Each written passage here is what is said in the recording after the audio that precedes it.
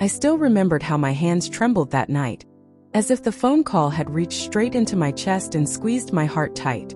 I had just finished washing the dinner dishes when the phone rang, soft, almost hesitant, the way it always sounds when you already sense something is wrong before you even pick it up. "Grandma, I'm locked in," my 5-year-old grandson whispered. "I'm thirsty and hungry." His little voice was thin, fragile, the kind that makes your whole world stop. For a second I couldn't breathe. I felt the edge of the counter pressing into my palm because I was gripping it so hard. "Locked where, sweetheart?" I whispered back, forcing my voice to stay calm. "Are you hurt?" "No. I'm just scared," he said. "Mommy isn't here." Those words hollowed me out. They echoed in my mind as I grabbed my keys, my purse, my coat, anything my hands touched first. I didn't even turn off the lights behind me. I just rushed out. The night air felt colder than it should have, like the world had shifted around me and forgotten to warn me. I drove faster than I had in years. My heart beat loud enough that I heard it over the sound of the engine. I kept replaying his voice in my head, every pause, every shaky breath. Have you ever felt that kind of fear? The kind that sits in your throat and refuses to move? When I pulled up to my daughter's house, something immediately felt wrong. The front door was slightly open, just a crack, like someone had stepped out for a moment and forgotten to close it. The porch light was off. The whole street seemed unusually quiet, as if holding its breath. "Sweetheart," I called softly as I pushed the door with my fingertips. It opened without resistance. The living room was dim, lit only by the faint glow from the street outside. Toys were scattered on the carpet. A small blanket lay crumpled near the sofa. Nothing dangerous, but nothing in its place either. The kind of mess that didn't feel like a child's playtime. More like someone had rushed out in a hurry. That uneasy feeling tightened in my stomach. I stepped inside, closing the door gently behind me. My footsteps sounded too loud in the quiet house. "Where are you, baby?" I asked, my voice barely above a breath. "Here." His little voice floated from down the hallway. I followed it, my hands cold on the doorknob when I reached the last bedroom. The door was shut, but I could hear him on the other side, shifting, sniffing lightly. "Grandma," he whispered again. "I'm right here, sweetheart." I pushed the door open, and relief washed over me so suddenly my knees weakened. He was standing in the middle of the room, clutching a small stuffed animal, his cheeks a little flushed, his eyes wide but unharmed. The window was closed, the lamp off, the door apparently jammed from swelling wood. Nothing dangerous, nothing life-threatening. Just a scared child who had tried calling the only person he trusted in that moment. I knelt down and wrapped my arms around him. He melted into me, burying his face in my shoulder, and I felt the warm weight of him steady my breathing again. "You did the right thing calling me," I murmured. "You're safe now." But even as I held him close, my eyes drifted around the room. The half-opened closet, the scattered clothes on the floor, the faint smell of something burnt from the kitchen. Everything added up to a question I didn't want to ask myself yet. Where was my daughter? And why had her little boy been left scared and alone long enough to call me? I didn't know the answers then. I didn't know that this night, the night I found my grandson trembling in the dark, would be the beginning of something much bigger. Something I never expected. But to explain how everything unfolded, to explain why that moment shook my world the way it did, I need to take you back to where all of this truly began. I guess to understand why that night shook me so deeply, you'd need to know what my life looked like before everything changed. My name is Margaret Lewis, and at the time all of this happened, I was 69 years old. I had been retired for almost 5 years, living in a modest little house on the east side of town. Not fancy, nothing remarkable, but comfortable. Familiar. The kind of place where you know every creak of the floorboards and every shift of the wind through the kitchen window. After my husband passed, I learned to live with quiet. Not loneliness, just quiet. The sort of quiet you settle into like an old sweater. My days were slow and predictable. Morning tea on the back porch. Tending to my roses. Helping at the community library on Tuesdays. Calling my daughter in the evenings. And of course seeing my grandson whenever she needed help, which was often. My daughter, Alice, had always been independent. Strong-willed, stubborn even. Ever since she was a teenager, she liked doing things her own way. Sometimes I envied that about her. Sometimes I worried about it. She had her son, Daniel, when she was 29. She raised him mostly on her own, juggling part-time jobs and online courses while trying to make a life for the two of them. I admired her for that. I really did. But I could also see the exhaustion behind her smile, the way she carried too much on her shoulders and pretended it was fine. For the most part, things ran smoothly. I helped when she needed it, stayed away when she wanted space, and tried not to hover, even though every instinct in me wanted to. Alice had always been protective of her independence, and I tried my best to respect that. Some days I succeeded. Some days not so much. The first sign that something was shifting came about 2 months before that night. Alice called me late, almost midnight, something she never did unless it was important. "Mom," she said, her voice tight. "Can you watch Daniel tomorrow morning? I have something I need to take care of." She didn't explain what it was and I didn't ask. Not then. I simply said yes because that's what you do when someone you love asks for help. But I remember thinking her voice sounded thinner than usual, like she was stretched too far. The next morning when I arrived at her house, the kitchen counter was cluttered with unopened mail. Grocery bags still sat on the floor. And for the first time, I noticed her hands shaking just slightly as she poured herself coffee. She brushed it off when I pointed it out, laughing lightly, saying she was just tired. "We all get tired," I replied. But I watched her closely. Something felt off. Over the next few weeks, little things kept piling up. A missed call she didn't return. A canceled dinner. A day when she forgot to drop Daniel off at preschool and called me in a rush, apologizing so quickly I could barely understand her. I told myself she was overwhelmed, that single motherhood was complicated, that everyone has off days. I didn't want to assume the worst. I didn't even want to assume anything at all. Still, it's strange how your mind whispers to you before you're ready to listen. I'd sit in my garden some afternoons, brushing soil from my gloves, thinking about her. Wondering if I should push harder. Wondering if giving her space was the right thing or the wrong thing. Parenting never stops, not even when your child is grown. The worry just changes shape. Then there was the day she came by unexpectedly, dropping Daniel off with a smile that didn't quite reach her eyes. "I need a couple hours," she said, adjusting her bag over her shoulder. "I shouldn't be long." "Of course," I told her, kissing my grandson's forehead. "Take your time." But she didn't return for almost 5 hours. By then, Daniel had fallen asleep on my couch, curled up beneath a knitted blanket. When she finally walked through the door, she looked distracted. Not sad. Not angry. Just somewhere else entirely. "Everything okay?" I asked gently. "Yeah, Mom," she answered, brushing her hair behind her ear. "Just busy stuff. Nothing serious." She smiled again, but it had the same hollow quality as the first. I felt the worry bloom in my chest, slow but persistent. A week later, her neighbor Linda, a kind woman who always noticed things, called me. "Margaret," she said, hesitating for a moment, "are you aware your daughter has been out a lot lately? At odd hours?" I remember gripping the phone, surprised and uneasy.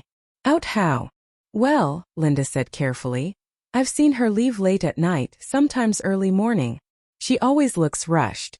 I didn't want to pry, but I thought maybe you'd want to know. I thanked her, though my stomach twisted. I didn't want to jump to conclusions. People go out. People have lives. But it was unusual for Alice, and the more unusual something is, the louder it echoes in a mother's mind. The final moment that pushed me from worry into true concern happened 3 days before the night of the phone call. I stopped by Alice's house unannounced, just to drop off some cookies. When she opened the door, she looked startled, almost like she hadn't expected anyone. "Oh, Mom," she said too quickly. "I wasn't expecting you." There were papers scattered on the table behind her. A notebook open. A bag half-packed near the sofa. She kept shifting her weight from one foot to the other, as if wanting to shield the mess from my eyes. "Everything okay?" I asked, trying not to let the question sound heavy. "Fine. Just organizing things." She grabbed the cookie tin. "Thanks. Really. I'll call you later, okay?" She closed the door faster than she meant to. I could tell by how she paused afterward, as if realizing it, then choosing not to reopen it. I stood on her porch for a long moment, staring at the wood grain beneath my shoes. The sun was setting. The air felt warm. But something inside me felt cold and unsettled.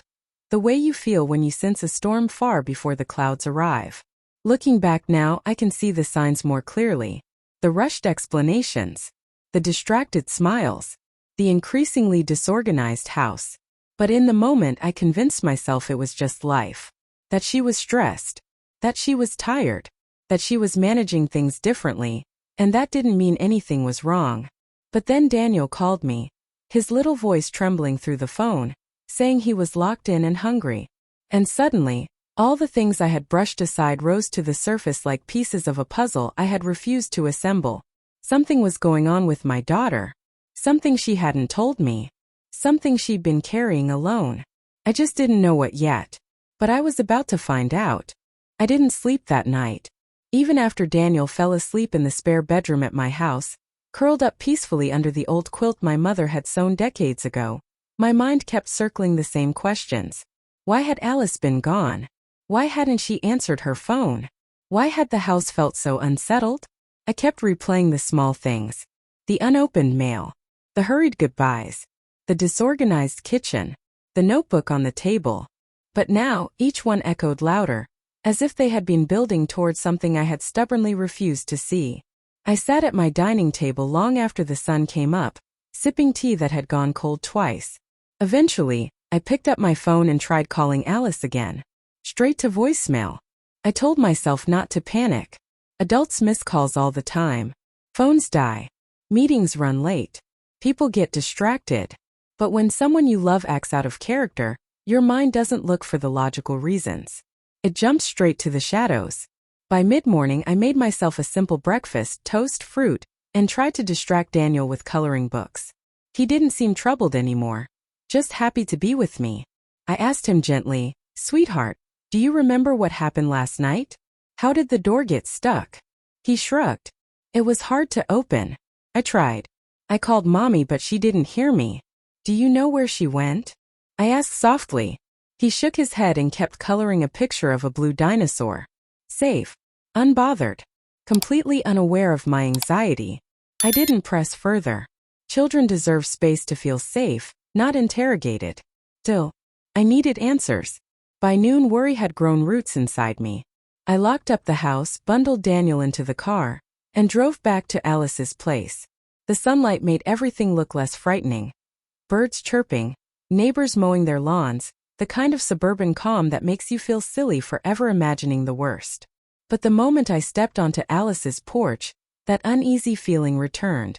The newspaper was still on the steps from yesterday. A package leaned against the wall untouched. I rang the doorbell. No answer. Knocked. Nothing. I unlocked the door slowly. The house looked the same as the night before, but now I could see details I had missed in the dark. Papers stacked on the dining table. A jacket draped over a chair. A glass on the counter with a faint lipstick mark. Signs of someone living here, but not signs of where they had gone. I checked the rooms, calling her name each time. "Alice? Honey? Are you home?" Silence followed me like a shadow. I told myself not to assume anything bad. I told myself there had to be a reasonable explanation. But my heart wouldn't slow down. Not until I found something, anything, that told me where she was. Eventually, I found her small planner open on the kitchen counter. She always kept one. Ever since she was a teenager, she liked writing down her days. Appointments, errands, reminders. I picked it up, hesitating. I didn't want to invade her privacy, but what choice did I have? Her handwriting filled the pages in her neat loops and slanted lines. Dentist. Preschool pickup. Grocery list. But then, starting 2 weeks earlier, the entries became shorter. Vague. A simple meeting with no details. Errand. Appointment. Important. Repeated again and again. It wasn't the words that unsettled me. Sometimes people write vague things. It was how the handwriting looked different. Hesitant. Rushed, almost shaky. Like she was writing things she didn't want anyone else to understand. As I stood there holding the planner, a soft voice from behind me said, "Mrs. Lewis?" I spun around. It was Linda, Alice's neighbor, peeking through the open door. She held a casserole dish in her hands. "I saw you come in. Is everything all right?" "No," I admitted, my voice quieter than I expected. "I don't know where Alice is." Linda stepped inside gently, setting the casserole on the counter. I didn't want to worry you, but she's been keeping odd hours. Leaving early. Coming back late. Not like herself. I felt a heaviness settle in my chest. Did she ever say anything? Mention what she was doing? No. Just looked tired. Stressed, maybe. Linda hesitated. Not in a dangerous way, just weighed down. That was exactly what I had feared. Stress can change people. It can pull them inward, make them distant. I knew that.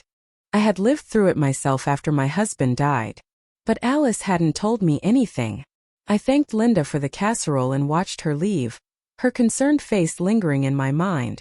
It was clear now that whatever Alice was dealing with, she had been carrying it alone. And that realization made my chest ache with guilt. I had been so focused on giving her space that I hadn't noticed how much she needed support. After that, I began cleaning the house. Not because it needed it, but because it gave my hands something to do while my thoughts spiraled. Picked up toys. Folded blankets. Straightened the stack of mail. Every small act calmed me a little. Made me feel closer to understanding her state of mind. Then I found something. Under a small pile of receipts on the coffee table was a business card. Simple. White. Clean lettering. Everwell Wellness Center Stress and Life Balance Support. A counseling center. My breath caught. Not fear. Not shame. Just a wave of tenderness. My daughter had been seeking help. Quietly. Privately. Maybe she had been overwhelmed and didn't know how to tell me. Maybe she didn't want to worry me. Maybe she had been doing the best she could. I turned the card over and saw a handwritten appointment date 3 days prior. I felt a mixture of relief and concern. Relief that she had reached out for support. Concern that she hadn't told me anything. I slipped the card into my purse, noticing my hands shaking slightly. That was when my phone buzzed. A text message. From Alice. Mom, I'm okay. Please don't worry. I'll explain everything later. Just take care of Daniel for now. Nothing else. No explanation. No location. No timeline. Just that message. I didn't know whether to feel relieved or frustrated. I read it over and over, trying to hear her voice through the words. Trying to sense whether she was calm or scared or overwhelmed. Eventually, I took a deep breath and texted back. We love you. Come home soon. She didn't reply. I spent the next several days balancing normal life with a constant undercurrent of worry. I cared for Daniel, cooked simple meals, read him bedtime stories. He giggled, played, and asked innocently when Mommy would be back.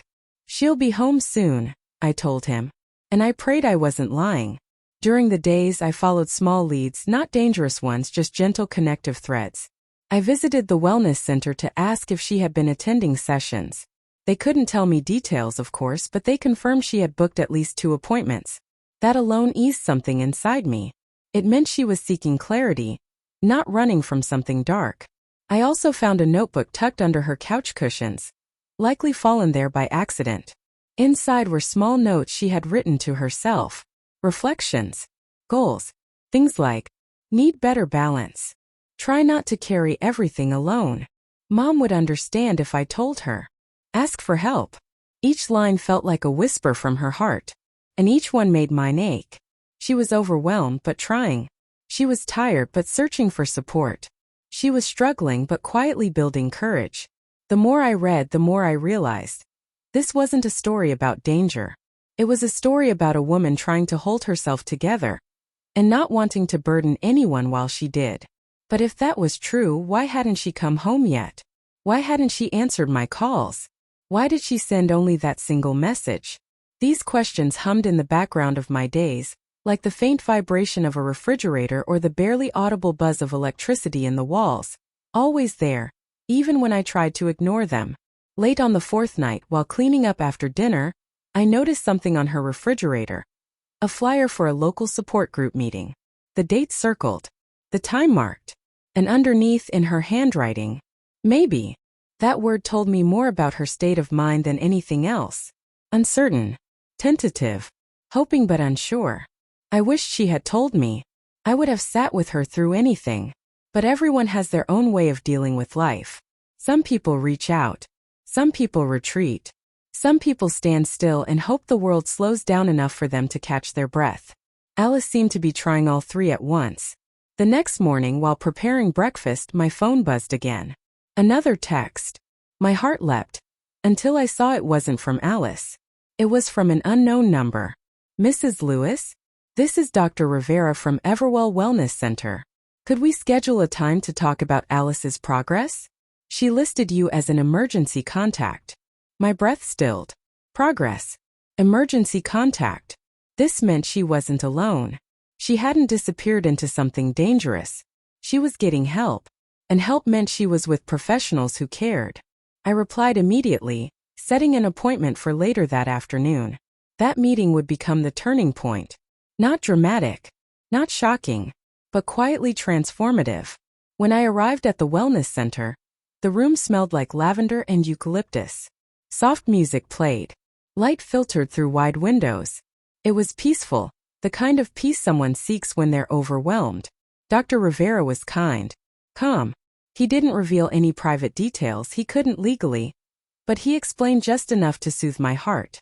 Alice has been experiencing high stress, he said, his voice warm. She expressed feeling overwhelmed, stretched too thin.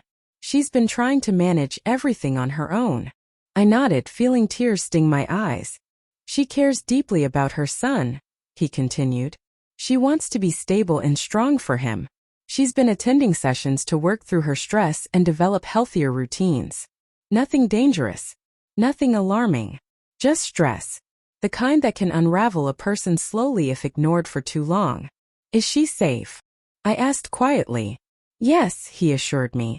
She is safe. Those 3 words lifted something off my chest, so heavy I hadn't realized how much it was crushing me. He added, she needed a few days of space to reset. She will contact you soon. I thanked him. And when I walked back to my car, I felt the first true wave of relief wash through me. Alice wasn't running from something terrible. She wasn't trapped. She wasn't lost. She was healing. Still, I didn't know when she would come home, or what she would tell me, or what this meant for her future. But at least I knew she was trying to hold her life together, not falling apart. That night, as I tucked Daniel into bed, he asked softly, "Will Mommy come back tomorrow?" I brushed his hair gently. "Soon, sweetheart. She just needs a little time to feel better." He nodded, accepting that answer in the simple, trusting way only children can. After he fell asleep, I stepped outside onto the porch, letting the cool night air settle around me. I looked up at the sky, clear, dotted with stars. The kind of night that makes you breathe deeper. I didn't have all the answers yet, but for the first time in days I felt steady. Still, I couldn't shake the feeling that something else, something I hadn't yet uncovered, was waiting just around the corner. Something Alice hadn't told me, and I was about to discover what it was. Even after meeting with Dr. Rivera, even after hearing the words "she is safe," I couldn't shake the feeling that I didn't yet understand the full truth of what Alice had been carrying. It wasn't fear anymore, at least not the sharp, spiraling kind that kept me awake the first night. This was different. A softer, deeper ache. The ache of a mother who suddenly realizes she may have missed something important. Something her daughter had tried, maybe for months, to handle alone. In the days that followed, Daniel and I settled into a comfortable little rhythm. He woke early, always with messy hair and sleepy eyes. We made pancakes on most mornings, mostly because he giggled whenever I flipped them too high. He played with his toy train, spreading tracks across my living room rug. At night he fell asleep easily, trusting the world, trusting me. But every evening, after his door was closed and the house grew quiet, my mind drifted back to Alice. Back to her tired smile, her quiet voice, her unreturned calls, and the single text message that felt like both a lifeline and a wall. I told myself not to pry. Not yet. I told myself she needed space, time, calm. But the truth is, a mother's heart doesn't know how to pause. It beats through distance, through silence, through unanswered questions. On the 3rd day after meeting with Dr. Rivera, something small shifted inside me. I had just tucked Daniel into bed when I found myself sitting at my kitchen table, staring at my phone. I scrolled through pictures of Alice, her laughing at the beach last summer, holding Daniel after his preschool graduation, sipping coffee on my porch. Her eyes looked tired in the recent ones, but the spark was still there. Hidden maybe, but present. I whispered into the quiet room. "What are you trying to carry alone, sweetheart?" And for the first time, instead of worrying, I decided to listen more closely. The next morning, I returned to Alice's house. Not out of panic, but out of intention. I wanted to understand, not assume. Learn, not invade. When I opened the door, the house greeted me with the same stillness as before. But this time, instead of feeling unsettling, it felt paused. As though everything inside was waiting for its owner to step back in. I walked through each room slowly, letting my eyes settle on the small, human details that often go unnoticed. The sweater thrown over a chair. A half-finished puzzle on the coffee table. A mug on the windowsill with the faintest ring of tea at the bottom. Signs of someone living, someone thinking, someone pausing. Eventually I reached her bedroom. I hesitated for a moment, but then stepped inside. Not to snoop, but to look for anything that might help me understand what she'd been going through emotionally. The room was neat, but not stiffly so. Her comforter folded halfway. A stack of folded laundry on the dresser. A pair of shoes pushed beneath the window ledge. I walked quietly, as though she were sleeping and I didn't want to wake her. On her nightstand was a small book, Finding Balance in Overwhelming Times. A calming cover. Soft colors. I picked it up and recognized several folded pages marking different chapters. Inside the front cover, in her handwriting, was a small note. For when I want to breathe again. My chest tightened. I sat on the edge of her bed, running my fingers over the soft paper. Alice had always been strong, fiercely so. She held herself to impossible standards. She rarely asked for help. She tried to be everything to everyone. Employee, mother, daughter, friend. But who was she being for herself? I put the book back exactly where I found it. Then something caught my attention. A piece of paper peeking out from beneath the bed. I leaned down and gently pulled it free. It was a folded sheet of notebook paper, covered in Alice's familiar script. I recognized her handwriting instantly. The beginning read, "Things I need to fix." I inhaled slowly and continued reading. Sleep schedule. Dress at work. Not enough support. Hard to stay organized. Feeling guilty asking for help. Feeling overwhelmed about finances. Mom worries too much, don't want to add more. Need to give myself permission to rest. I stopped, pressing the paper against my chest. She hadn't been hiding something dangerous. She had been hiding her struggle. Hiding the part of herself that felt fragile. Soft. Lost. I thought about all the times she brushed me off gently, saying I'm fine. Or just busy. How many times had I accepted those answers too easily? How many moments had I missed because I convinced myself that giving her space was the right thing, when maybe she needed connection instead? I folded the paper carefully and placed it on her pillow, as though returning it there might soften the weight she had carried. Later that afternoon, after picking up Daniel from preschool, I decided to take a small step. Not a bold one. Not an intrusive one. Just a step. I texted Alice again. "We're thinking of you. Whenever you're ready to talk, I'm here. No pressure. Just love." I hit send and felt something inside me settle. Not resolve exactly, but a readiness. Quiet patience. That evening, as Daniel sat on the living room floor stacking blocks, I sorted through a bag of his clothes to wash. In the bottom of the bag, tucked beneath a sweater, I found an envelope addressed to Alice. I hadn't planned to open it. I respected her privacy, but something about the return address caught my eye. It was from her workplace. Not a bill. Not a notice. Just a simple, standard-sized envelope. I sat on the couch holding it, my thumb brushing the seal. I didn't open it. I couldn't. It wasn't mine to open. Instead, I placed it carefully on the coffee table and stared at it, letting my mind wander. Had work been the source of her stress? A deadline? Extra responsibilities? A difficult boss? She hadn't talked much about her job lately. Not in the way she used to, sharing small stories or frustrations. She had grown quieter. More contained. I leaned back into the couch and closed my eyes. Maybe she's afraid to disappoint me, I whispered to the empty room. The next morning, Linda knocked on my door. I greeted her warmly.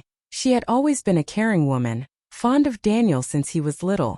"I wanted to check in," she said with a gentle smile. "I don't want to bother you, but I've been thinking about your daughter."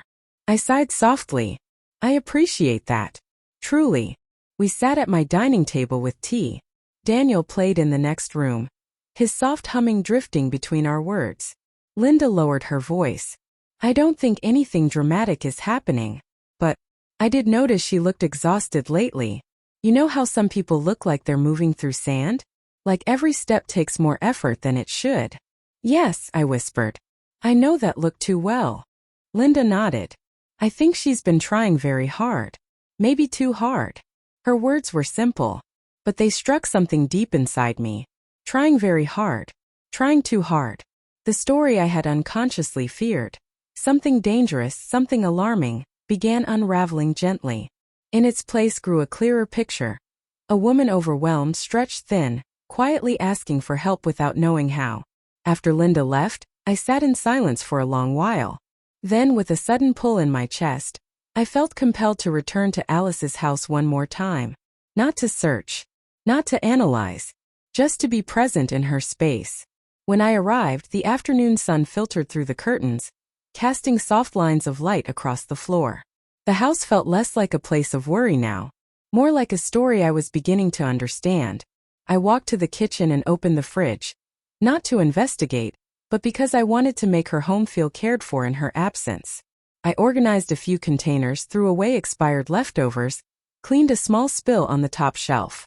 Small acts of love. Quiet ones. Then I found a note on the fridge I somehow hadn't seen before. Partially tucked behind a magnet shaped like a sunflower, written on a torn piece of notebook paper. Don't fall apart. Slow down. Breathe. Ask for help. Rest. My throat tightened. She had been writing reminders to herself. Little anchors. Small encouragements to keep going. But she had been writing them alone. I touched the paper with my fingertips, imagining her standing there late at night, writing those words because she needed to see them somewhere outside her own mind. I stepped back, letting the note remain exactly where she left it. Before leaving the house, I turned off the kitchen light and stood in the doorway for a moment. The air was still quiet, but not heavy like before. This time it felt full of something softer, hope perhaps, or understanding. When I got home, I found Daniel sitting on the porch, his little legs swinging, waiting with a hopeful smile. Grandma, he said. Can we draw Mommy a picture? Yes, I told him. I think she'd love that. We spent the next hour drawing together, his scribbled shapes, my careful lines. We made a small collection. Flowers, a sun, a picture of the three of us holding hands. When we finished, he said, She'll be happy when she sees these. I think so too, I replied. That night, as I placed the drawings carefully into a folder, my phone buzzed. My heart leapt. This time it was Alice. Mom, can we talk tomorrow? I think I'm ready. I closed my eyes, letting the relief wash over me. Not a dramatic rush, but something gentle. Like the slow exhale you take at the end of a long day. She's coming back to me, I whispered. The next morning I woke early, unable to stay asleep with the anticipation humming through my body. I made tea, paced around the kitchen, checked the clock every few minutes. Daniel woke up half an hour later, cheerful as always, and I told him, we might see Mommy today. He grinned, clapping his hands. Really? Really? As the morning passed, I kept glancing at my phone, waiting for the next message, the next sign. She had said tomorrow. But tomorrow can stretch long when you've been waiting weeks without answers. At 11:14 a.m. my phone dinged. Mom, are you home? I'm outside. I froze. My breath caught. She was here. Without thinking, I rushed to the door and opened it quickly. And there she was, standing on the porch, looking tired but calmer. Softer. Like someone who had been holding a heavy weight and finally let herself rest. Her hair was pulled back loosely. She wore a simple sweatshirt. No makeup. And her eyes, those familiar blue eyes, looked both nervous and relieved. Mom, she whispered. I stepped forward and wrapped my arms around her. She hugged me back tightly, her shoulders trembling lightly, not from fear but from release. I'm sorry, she whispered into my shoulder. I didn't mean to scare you. I didn't know how to ask for help. I held her closer. You don't ever have to apologize for being human, I murmured. She pulled back slightly, wiping her cheek. I felt so overwhelmed. I thought if I told you, I'd be letting you down. You could never let me down, I said softly. Not ever. She nodded, tears gathering again. I just needed time. And I thought you'd worry too much. I did, I admitted, brushing a tear from her cheek. But I'd rather worry with you than wonder alone. Her shoulders loosened. I don't want to do it alone anymore. I smiled gently, guiding her inside. Then you don't have to. Inside, Daniel ran to her immediately, hugging her legs with pure, uncomplicated love. She knelt down, gathering him in her arms, holding him close with a tenderness that made my throat tighten. As they hugged, I felt something shift in the air. Not tension lifting exactly, but a new beginning forming. A quiet one. A hopeful one. Alice looked up at me, her eyes soft. Mom, she said, there's more I want to tell you. Things I've been keeping inside. I nodded. I'm here, sweetheart. I'm ready to listen. And I knew this was just the beginning of what she needed to share. But what she told me next would change everything I thought I knew. Alice sat on the couch with Daniel curled against her side, his small hand gently squeezing her sleeve as if afraid she might disappear again. She ran her fingers through his hair, breathing him in with the kind of longing only a mother could understand. I watched them from the armchair across the room, my hands folded in my lap, waiting, not impatiently, but with the quiet anticipation that fills the air before a storm breaks. Not a destructive storm, a cleansing one. After a few minutes, Daniel slipped down from the couch to grab his crayons, blissfully unaware of the emotional undercurrents swirling around him. Alice's eyes followed him for a moment, and when she finally looked back at me, something inside her seemed to shift. A small, fragile decision settling into place. Mom, she said quietly, I need to tell you what's really been happening. Not just the stress. Not just the appointments. Everything. I nodded, keeping my voice soft. Whenever you're ready. She looked down at her hands, rubbing the pad of her thumb over her palm. Something she used to do as a kid whenever she was nervous. That old gesture tightened something in my chest. The last few months, she began, exhaling shakily. I've been trying to hold everything together. Work, bills, parenting, errands. I kept thinking if I just pushed a little harder it would get easier. But it didn't. I kept falling behind. And the more overwhelmed I got, the more ashamed I felt. Alice, I whispered, leaning forward. There's no shame in struggling. She shook her head gently.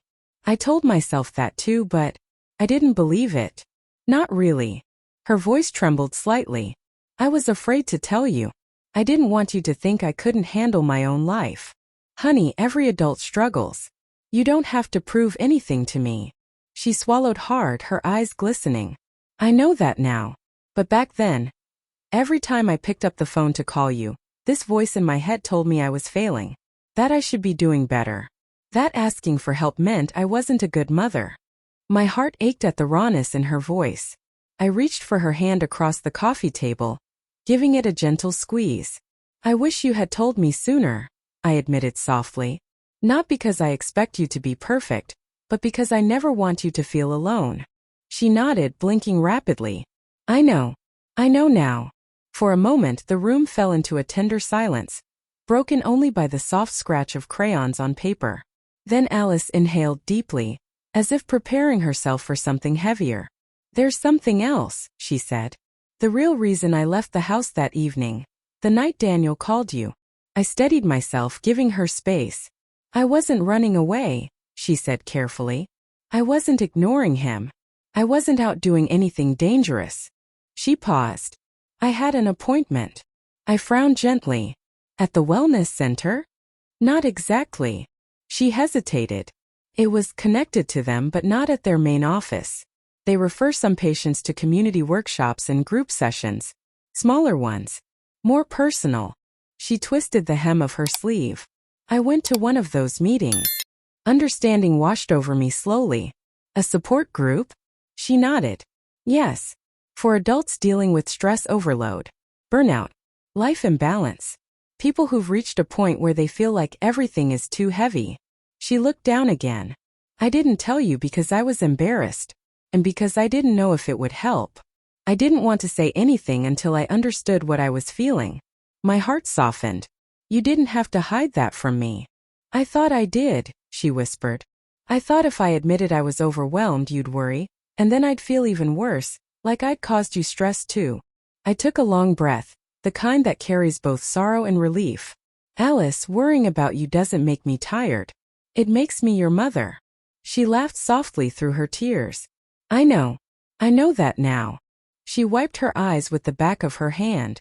But that night, I left for the meeting earlier than I planned. I thought I'd be back before Daniel woke up from his nap. She swallowed. But the session ran late. And afterward, people were encouraged to stay and talk in small groups. Share things. Connect. It was the first time I'd felt understood. In months. Her voice cracked. I didn't hear my phone. I didn't realize how late it was getting until I stepped outside and saw your call. I let out a slow breath. Not anger. Not disappointment. Just understanding. The puzzle pieces were falling gently into place. That's why your message was short, I said quietly. She nodded. I didn't know how to explain everything in a text. I didn't want to worry you more. I thought if I just took the night to collect myself, the next day I could tell you everything calmly. But then you didn't come home. I couldn't, she admitted, her voice small. Not until I felt steady enough to walk through the door without falling apart. There it was, her truth. Not dramatic. Not dangerous. Just deeply human. Alice, I murmured. Everyone has limits. You reached yours. That's not failure. That's just life. She cried then, softly, quietly, letting the tears she'd held for months slip free. I moved to the couch beside her, pulling her gently into my arms. She didn't resist. She folded into me like she used to when she was young, when scraped knees and broken toys felt like the end of the world. This was bigger, but the comfort was the same. After a long moment, she pulled back, wiping her eyes. There's something else you should know. I met her gaze steadily. Go on. She took a breath. I'm not just attending the wellness center.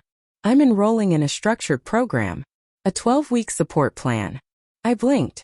For stress management? Yes. And for building healthier routines, learning boundaries, reorganizing my life in a sustainable way. She exhaled shakily. It means I'll need help, Mom. More than I've asked for before. My chest expanded with a relief so warm it brought tears to my eyes. Then you'll have it, I said immediately. Whatever you need. She gave a trembling smile. I want to do this right. Not just for me. For Daniel too. Daniel, sitting cross-legged on the floor, looked up at the sound of his name. Mommy, look, he said, holding up a drawing of her with a bright yellow sun over her head. Alice laughed softly through her tears. That's beautiful, sweetheart. It's happy, he said simply. She kissed his forehead. It is. When she turned back to me, something steady had taken root in her eyes. There's one more thing, she said. I braced myself gently. What is it? She hesitated only a moment before answering. I want to move back in with you. Just for a while. Until I get through the program. I think I need the support. And I think Daniel needs the stability. For a heartbeat I couldn't speak. Not from shock, but from an overwhelming wave of gratitude. She wasn't shutting me out anymore. She wasn't hiding her struggle. She wasn't pretending everything was fine. She was choosing connection. Choosing healing. Choosing us. I reached out and took her hand again, squeezing it gently. Of course you can move in, I whispered. For as long as you need. My home is your home. Her shoulders dropped with relief, as though she had been waiting months to hear those words. Thank you, Mom, she whispered. You don't have to thank me, I said softly. You're my daughter. You don't have to earn a place here. You already have one. Daniel climbed into her lap, wrapping his arms around her neck. Alice held him tightly, burying her face in his hair. In that moment I felt the shift, the true point of Virata. Not a dramatic revelation. Not a shocking twist. But a quiet realization that marked a new beginning. Alice wasn't breaking. She was rebuilding. And she was letting us rebuild with her. As the three of us sat together, the room filled with something warm and steady. Something that had been missing for far too long. Hope. Soft. Present. Real. And I knew, our story wasn't ending. It was finally turning toward the truth. I woke earlier than usual the next morning, long before the sun had fully climbed over the houses across the street. The sky was still pale and soft, a gray-blue wash that made the world feel quiet and half-formed. In that stillness, I found myself listening for the subtle sounds that had been missing from my home for months. Alice's footsteps, the soft creak of the hallway floorboards, Daniel's little morning cough. Today they were here. Today the house felt full again. I slipped out of bed and padded toward the kitchen. When I reached the doorway, I stopped. Alice was standing at the counter, pouring cereal into a bowl while Daniel leaned against her hip, rubbing his eyes sleepily. It was such an ordinary scene, one I had watched countless times before, but now it carried a sweetness I hadn't felt in years. She looked over her shoulder and gave me a tired, grateful smile. "Morning. Morning, sweetheart," I said softly. She helped Daniel climb into his chair, ruffled his hair gently, and put the cereal in front of him. Then she turned to me, taking a quiet breath. "Can we talk after he eats?" she asked. "I want to tell you everything. The real everything." I nodded, my heart already tightening in my chest. "Of course." She sat with Daniel while he ate, guiding his spoon every so often as he grew distracted. When he finished, she kissed the top of his head and handed him a coloring book to keep him occupied. Then she motioned for me to join her in the living room.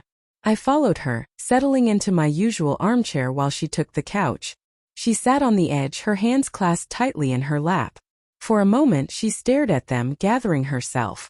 Then she lifted her eyes to mine. "Mom, I need to tell you why everything fell apart." I didn't move. I didn't rush.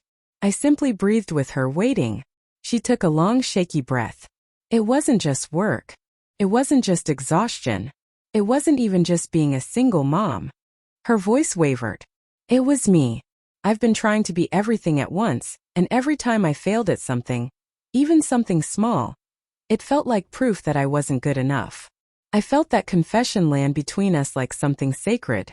I'd wake up every morning promising myself I'd do better," she continued. "But then I'd forget a task, or I'd run late, or Daniel would cry because he was tired, and suddenly the whole day felt ruined." She pressed a hand to her chest. "I didn't tell you because I couldn't stand the idea of disappointing you." A soft ache bloomed inside me. "You can't disappoint me by being human." She gave a trembling smile. "I know, but I didn't believe that for a long time." She paused, gathering courage.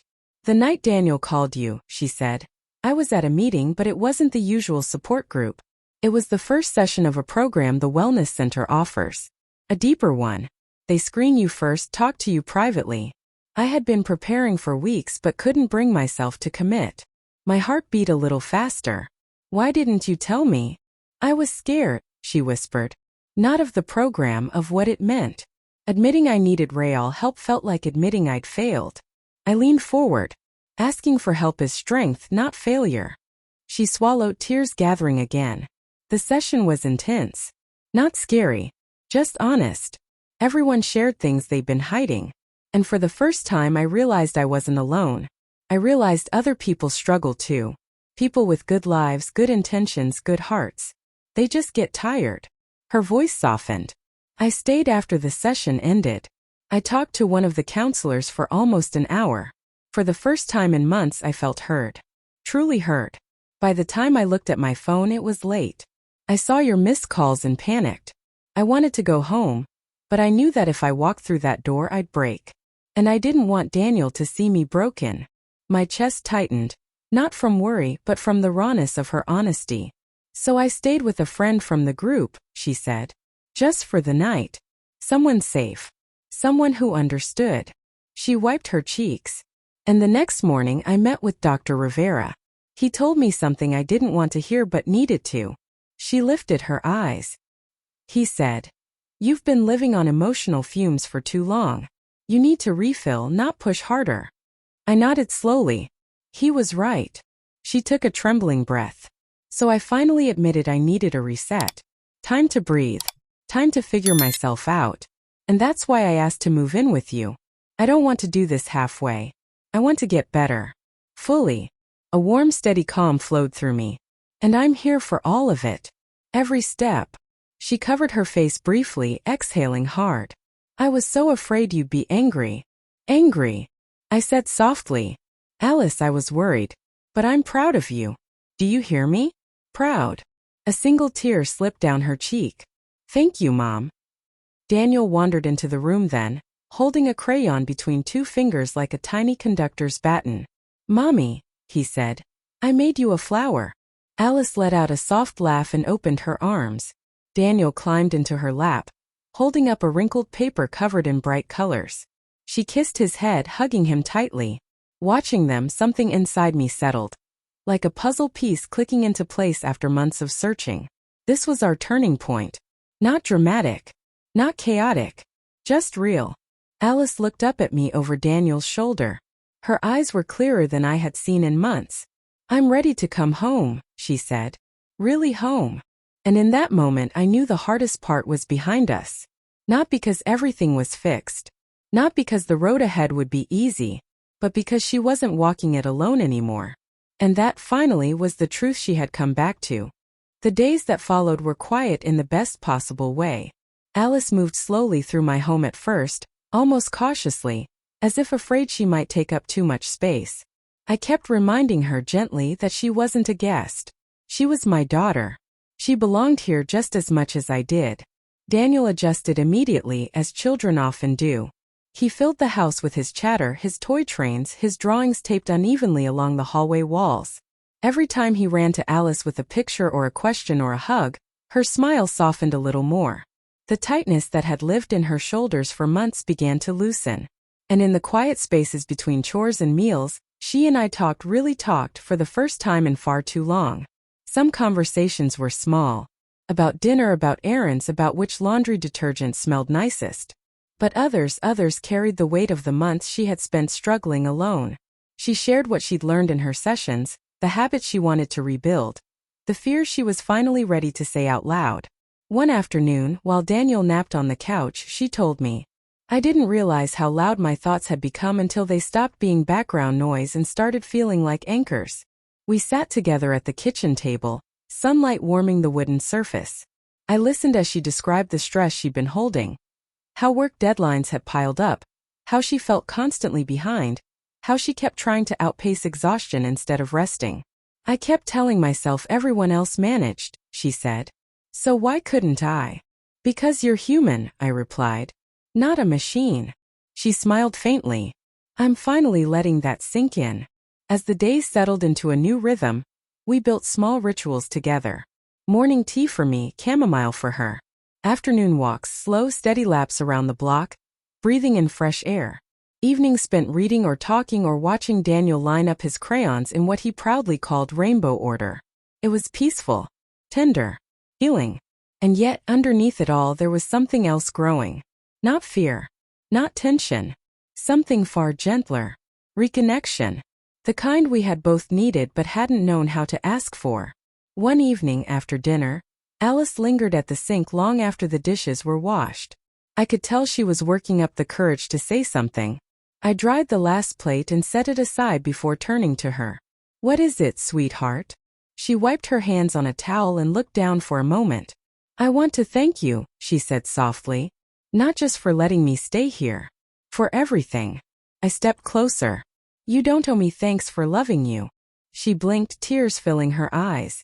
"I know. But I still want to say it." We stood together in the soft light of the kitchen, the air warm with the smell of soap and lemon. She took a steadying breath. "I really thought I had to do everything alone, Mom. I thought if I asked for help it meant I wasn't strong. That I wasn't enough. And now," I asked gently. Her voice softened. "Now I know strength isn't doing everything by yourself. It's knowing when to stop pretending you can." I pulled her into a hug, feeling her relax fully into my arms. No tension, no hesitation. "I'm proud of you," I whispered. "For being honest. For choosing yourself." She held on a moment longer, then pulled away with a small smile. I feel like I can breathe here."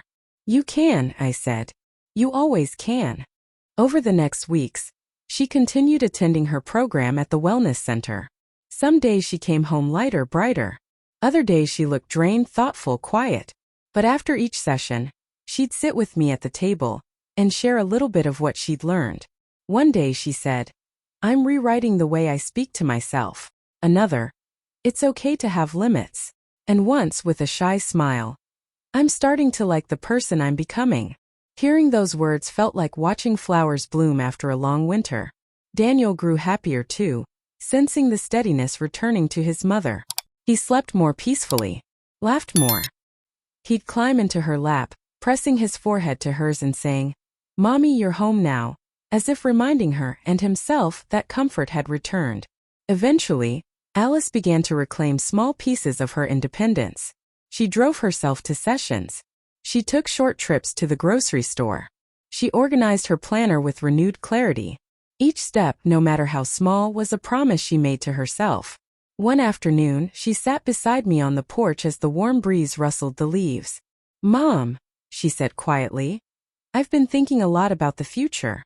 I placed my cup down. "All right. I don't want to rush," she began. "I don't want to go back to how things were before. Not in the same way. But when the program ends, I'd like to move back to my place." I nodded, letting her see the support in my eyes. "Whenever you're ready." She exhaled softly, relieved. "I want to take what I'm learning and build a healthier life. One that doesn't feel like I'm running on empty." "You will," I said. "Because now you're not trying to do it alone." She smiled, really smiled, her eyes warm and clear. A week later, we visited her house together. She walked through the rooms with a steadiness I hadn't seen in months, touching the edges of tables, straightening picture frames, opening windows to let in the fresh air. It didn't feel heavy anymore. Felt like a place waiting to begin again. "I think I can do this," she said quietly. "You can," I agreed. And she did. Slowly, thoughtfully, she rebuilt her routines. She made space for rest, for balance, for being gentle with herself. I visited often, sometimes to help, sometimes just to sit with her, sometimes to watch Daniel scatter Legos across the rug. Every time I left, she hugged me a little longer than she used to. The final piece of the journey came one evening when she and Daniel returned to my house for dinner. After dessert, she walked me outside and leaned against the porch railing. "Mom," she said, "I want you to know something. I didn't just find my way back to myself." She paused. "I found my way back to you too." Emotion tightened my throat. "I'm glad," I said softly. She squeezed my hand. "Thank you for not giving up on me." "I never would." She smiled, the porch light catching the warmth in her eyes. "I'm okay now," she whispered. "Really okay." And for the first time since all of this began, I believed her completely. The night was calm. The sky was clear. Daniel's laughter drifted through the open window behind us. And as I stood there beside my daughter, no longer distant, no longer overwhelmed, but steady, healing, and finally hopeful, I realized something important. This wasn't the end of our story. It was the beginning of the life she was always meant to have. And I was grateful beyond measure to walk into it with her.